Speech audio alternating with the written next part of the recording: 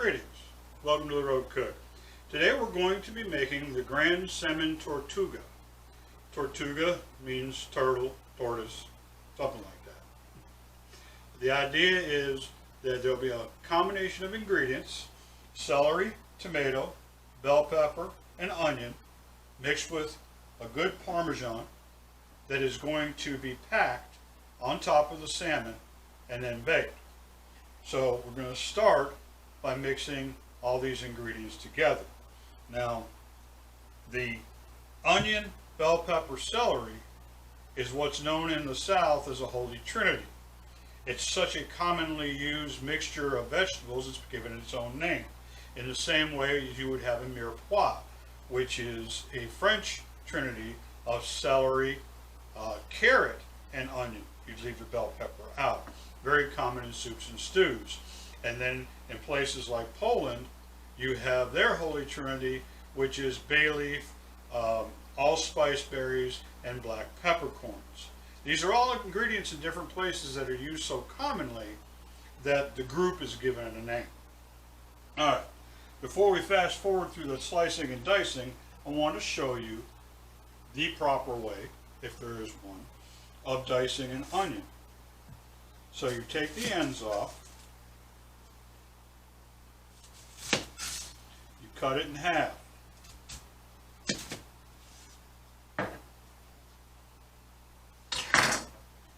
Peel it. And if you have to take off a layer of meat, that's fine. If that layer of meat is such an attitude as this one does and wants to come off with you, all it's going to do is end up being rubbery in the dish anyway. So just feel free to take it off.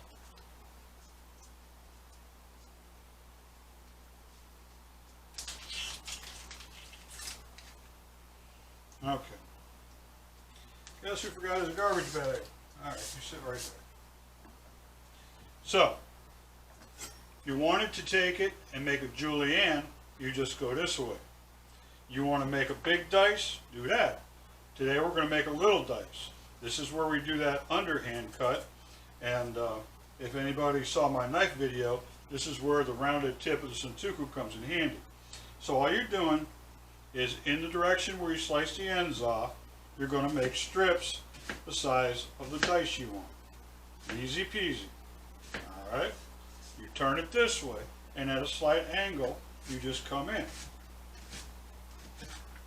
Get about halfway through, drop it, rotate it, or continue on in the same direction, and just do that. Really nothing to it.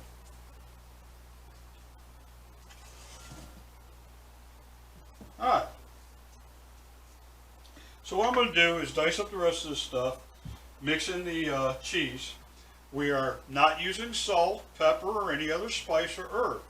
This is very natural. This is very healthy. There's enough salts in the Parmesan. There's enough salt in the salmon. They'll merge together and bring all the flavors out. These are nice subtle flavors. The strongest thing we got is a nice yellow onion. Nothing overpowering, no garlic or anything. No need to mess with it any further.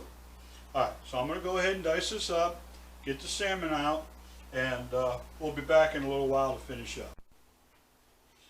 Greetings. Welcome back.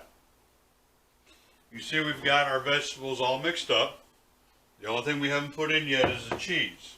You hold off on putting the shredded Parmesan in to the very last because you don't want the moisture of the vegetables to start to melt the cheese. You want the heat to do that.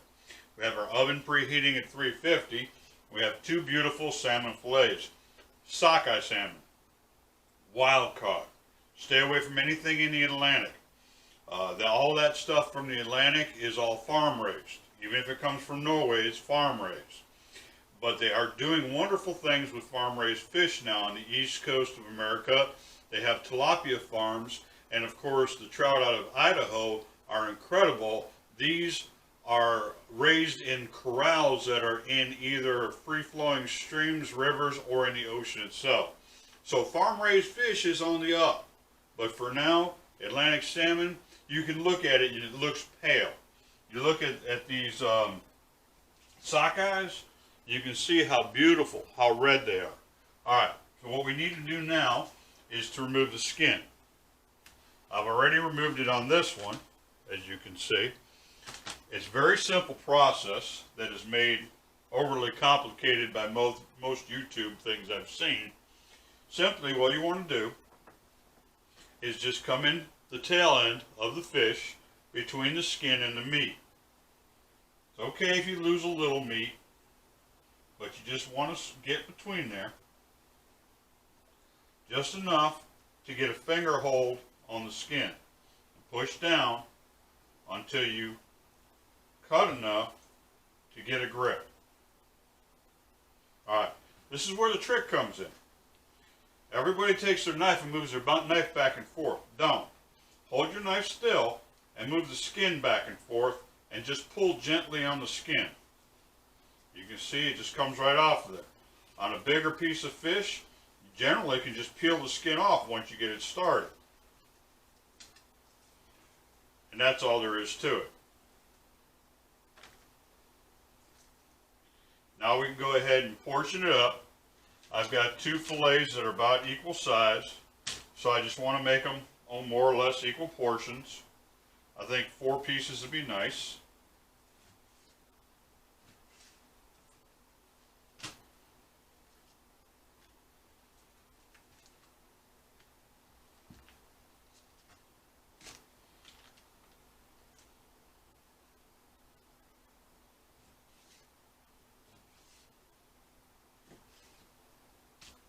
And we have 8 beautiful fillets. Alright. So,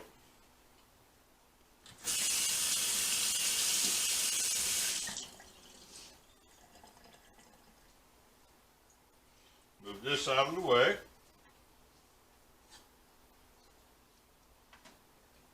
Actually, put that in the sink.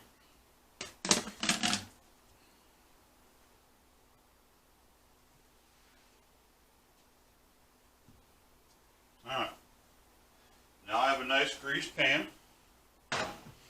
Lay your salmon portions out, a little space between.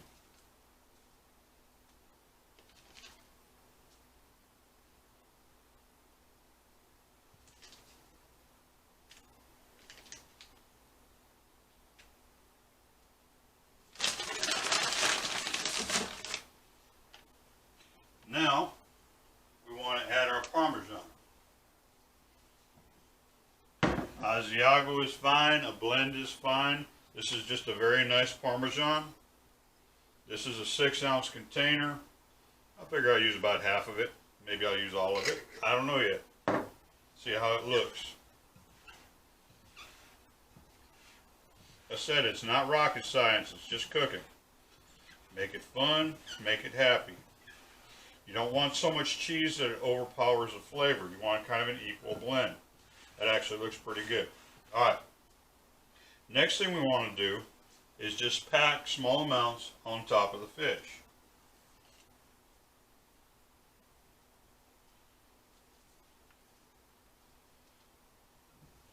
It's okay if you have extra. We can use it elsewhere. Maybe we'll make some more fish. You can refrigerate it.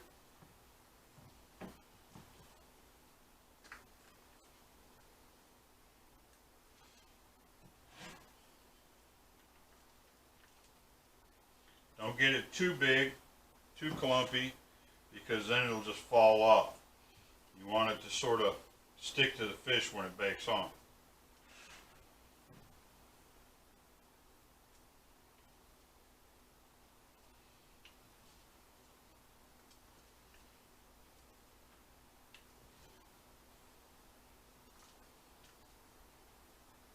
It's not bad, only have a little bit left.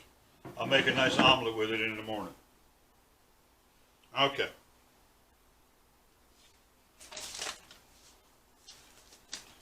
Now, take this, put it in the oven for about a half hour or until it's nice, bubbly, golden brown and delicious, and we'll go from there.